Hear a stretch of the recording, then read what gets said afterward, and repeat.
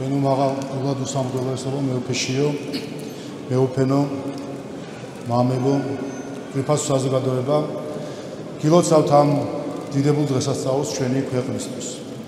2000 წლის წინ ამ ადგილას დაიკრძალა უფლის კვართი, რომელიც იმ მომენტიდან იქცა ჩვენი ქვეყნის სიმბოლოდ და იმ მომენტიდან უხილავად ფარავს ჩვენს ერს და არის ჩვენი ერის უხილავი სამოს.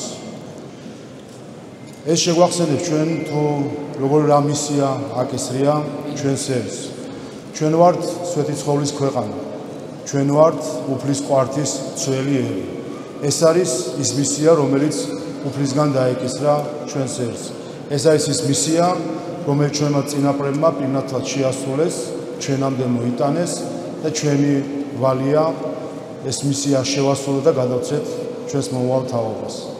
დღეს ასევე არის წმინდა მეფე დედოფლის მირიანის და ნანას ხსენების დღე, რომელთა მეფობის დროსაც მოექცა ქართლი და როგორც ითქვა, მომავალ წელს გვაქვს უდიდესი დღესასწაული, როდესაც მთლიანად ერმა ჩვენთვის და ასევე ქრისტიანული სამყაროსთვის უნდა ვიზეიმოთ ჩვენი ქვეყნის გაქრისტიანების, ქრისტიანობის სახელმწიფო რელიგიად გამოცხადების 1700 წელი.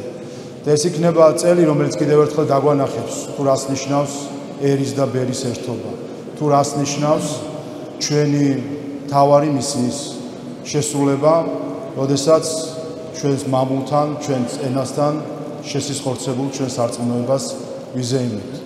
ყველას გილოცავთ კიდევ ერთხელ ამ დღესასწაულს, უფალმა გაამთლიანოს და გააძლიეროს ჩვენი ქვეყანა.